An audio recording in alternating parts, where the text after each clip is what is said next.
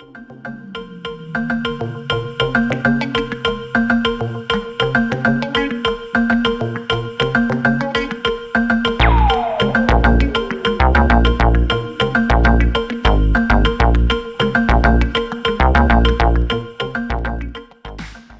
and welcome to the 17th edition of the Local Lowdown podcast. My name is Zach Bischoff, and I am, as always, joined by. Danny Shanholzer. All right, thank you very much, Danny. Today we do not have a lot of time, so we are going to cover specifically the Steelers versus Ravens matchup that took place yesterday, with the Steelers prevailing against the Baltimore Ravens by a score of 17-10. And the Steelers now sit atop the AFC North. Danny, your thoughts on Steelers Ravens? Zach, there is so much to unpack here, man, that I am just super glad to do it, man. I mean, there is no better way to start off a week than when the Steelers win. Everybody around town is happier. The sun shines brighter. Everybody is just in a great mood. And that's what got me through my Monday, Zach. It was a pretty good day otherwise, but it was also helped by the fact that the Pittsburgh Steelers beat the Baltimore Ravens and are atop of the AFC North, as you mentioned, Zach. I mean, man, oh man, this game was the epitome of a battle in all three phases of the game. I mean, our defense absolutely played their tails off, holding Baltimore to 10 points after giving them 7 points early on in the game, and then only holding the 3 throughout was just a tremendous job by the defense. It seemed like every single time that the Steelers needed a play, the defense made it. I mean, we can get in. We'll get into this as we go on, but the Steelers' offense was not anything to write home about. I mean, yes, we got the job done and we were able to score 17 points, but that was 100% based on how well our defense played. So I am just so proud of the Steelers defense because they kept battling and kept us in the game. I think that was really the story of the game, to be honest, Zach, the defense. Danny, your thoughts on the Fire Canada chant down on I don't know what street Acrisure is on down there, but your thoughts on the Fire Canada chant at Acrisure Stadium? Yeah, Zach, I am a little bit puzzled about how to move on from this week here, Zach. And I don't know if you're kind of in that same boat because the Steelers sit in a interesting situation, to say the least. Right? We're 3-2 overall, 2-0 in the AFC North, and I mean that game was such a weird, not normal game, Zach. I mean, we had a blocked punt and a safety by Miles Killebrew for crying out loud. I mean, so it was so very chaotic that I don't. I mean, I'm like, dude, that was very close to a touchdown. I really hope that I think it was Williams that got the that almost had it. That I really hope he gets the special teams shout out because obviously Kilbrew had the block punt, which was absolutely huge. But I mean, how about that effort from a special teams play? I mean that is exactly that is the Pittsburgh brand of football that we want to see, right? That is putting everything on the line for your team. So I really hope that he gets recognized for that because that was a tremendous effort. But I don't know where to go from here, Zach, because the offense did not look good.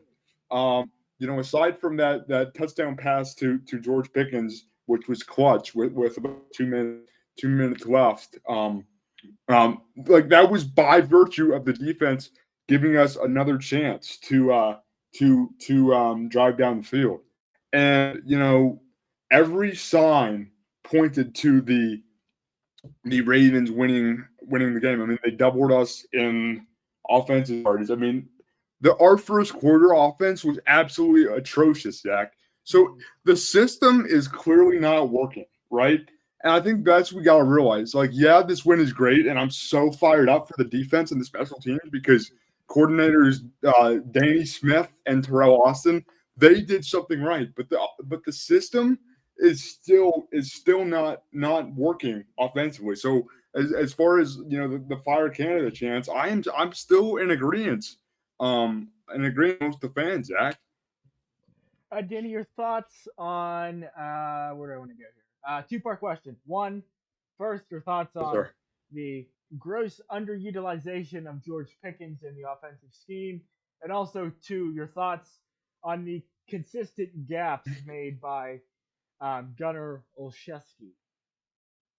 Yeah, Zach. No, I thought I appreciate you taking it in that direction, man, because I wanted to get into that for sure, and I'll be obviously curious to hear your thoughts as well, man. But I think I guess we'll start with George Pickens, right? Because I think George Pickens is the epitome of a guy that is better as the game progresses and as he gets more touches, and we even saw that in this game. He was able to make that play on, I think former Steeler Arthur Moet, if I'm not mistaken, where he obviously scored the touchdown. But we do have. I think we still have to get George Pickens more involved. For those that may not have watched the game, George Pickens was targeted a decent amount more than he has been in the past. But literally all the throws, it seemed like, Zach, were back shoulder fades Yep. that Pickens had to jump over and a Pro Bowl cornerback in Marlon Humphrey. Sometimes, man. I mean, just and Zach, that this is my fundamental issue with the Steelers offense right now.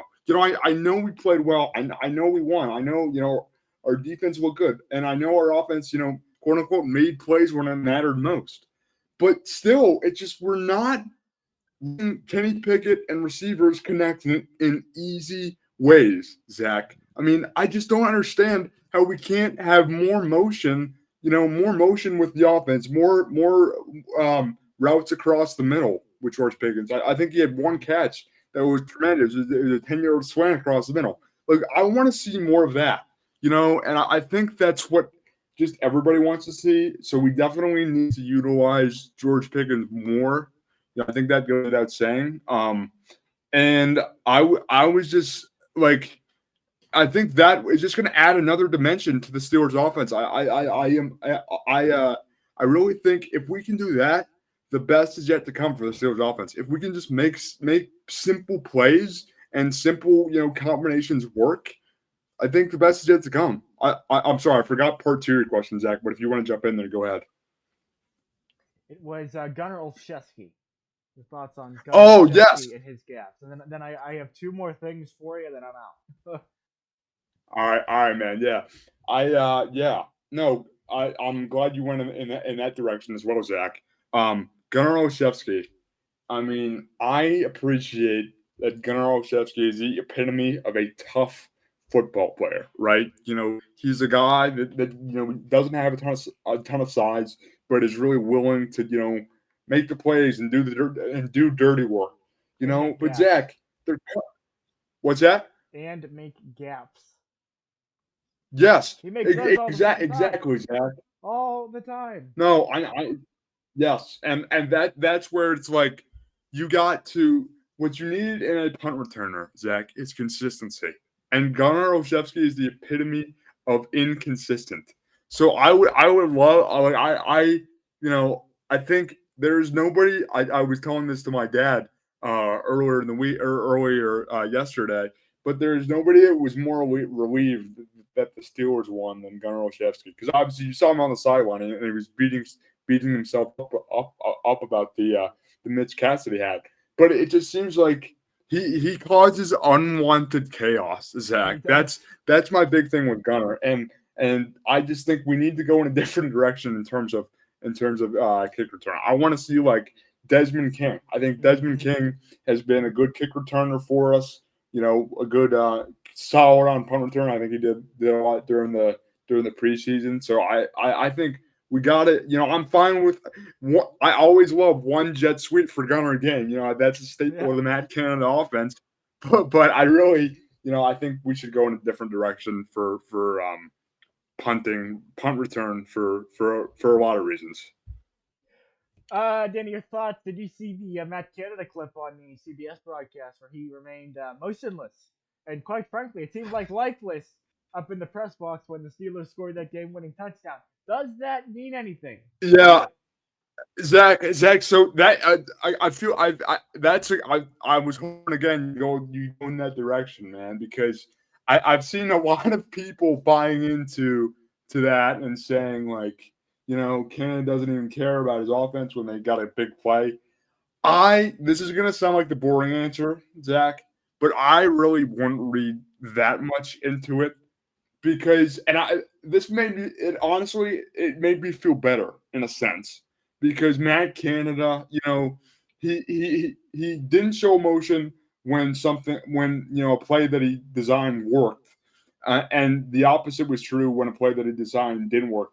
They panned to him and he said some expletives there when they just did not quite execute the play that he wanted to earlier in the game. So I've kind of viewed it as okay, this guy like understands, that his job is to call stuff that works. So obviously, like he wasn't going to show much reaction when it did work. I found it interesting for sure, like from a psychology standpoint of like what's going through Matt Canada's head. But I didn't read too much into it to be honest.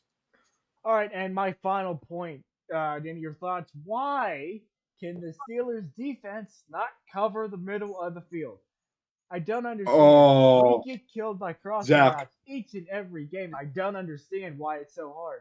yeah, yeah, no, Zach, that's a great point, and I think that's why the Ravens were really really good at that, and I think that's why we as the Steelers offense didn't It's like didn't do. Madden out there. You're running mesh the whole time Yeah, no, Zach, you're with just exactly crossing right. routes in both directions. Yeah, no, I mean you're not wrong, Zach, and I think the Ravens pinpointed that as a weakness for it. I think the biggest thing is just Patrick Peterson he's a great cornerback, really great cornerback. Has a great reputation, but he's getting older. I think that I think our secondary sometimes has a tendency to first like overbite on fakes. We did that on the third play of the game with Lamar Jackson's big carry, but also kind of lose people when they're going crossing routes. And I think that the Ravens really took advantage of that. And I would have liked to see. Well, I wouldn't have liked to see. I would have liked the same result to happen. The Steelers win 17-10, but I would have liked to see how the defense would have responded if Zay Flowers, the Baltimore Ravens receiver, had caught a couple of those crossing routes that were just really good throws by Lamar Jackson. That Zay Flowers, a really talented receiver, just dropped, which is he really had a tough game. But like I think that's something we definitely need to note off on the bye week coming up here is like making sure we do stay with crossing routes because that's an area of weakness for our defense, no doubt about it, as you mentioned, Zach. But this week I am just super pro Steelers defense right now because of just the level of effort that they showed. I mean, Joey Porter Jr., welcome to the NFL. If he doesn't make that play, Zach, it's an entirely different game, and the Ravens Sure. go up by 2 scores. And I mean, I am just so happy right now that we got it done, man. I really am. Danny, your closing remarks on this lovely Monday. Zach, yeah, man. You know what? Say whatever you want, right? The Steelers have not looked their greatest through the first 5 games. I mean, this win, as sweet it is, as sweet as the taste of victory truly is, especially against a team like the Ravens, it wasn't pretty. I think Mike Tomlin is going to address that on his press conference on Tuesday that we got it done, but it wasn't pretty. But say what you will about that. The Steelers, in terms of wins and losses, are 3-2, and I think the bye week could not have come could not could not have come at a better time than week 5 right now, because they are going to, my hope is that they're going to, really try and drill down what they're kind of missing, and work some of the stuff out on offense. So I am super I am cautiously optimistic right now, because how can we not be? We're 2-0 in the AFC North. Like, I'm choosing joy right now, Zach, because Right. I think we have the right to be joyful after that awesome Steelers win. All right. Thank you very much, Danny. That'll do it for this episode. But wait. Tomorrow we are going to have the Penguins open their season in tomorrow night. So we're going to have a NHL Penguins preview show for you tomorrow. It will be live on our YouTube channel. Hopefully in the evening time, maybe 6 or 7 o'clock Eastern Standard Time. We're gonna go into all things Penguins, our predictions in how the Penguins will do. I think they're going to make the playoffs this year. I think they could. I think they could do it this year. But I'll save Danny's thoughts for tomorrow. You have to tune in, then keep a lookout on our YouTube page for that scheduled time that will take place tomorrow. Hopefully in the evening, pending our availability. But for now, he is Danny Sandholzer. I am Zach Bischoff. We will see you next time right here on the 17th edition of the Local Lowdown podcast. We thank you all very much for watching and listening. We'll see you tomorrow.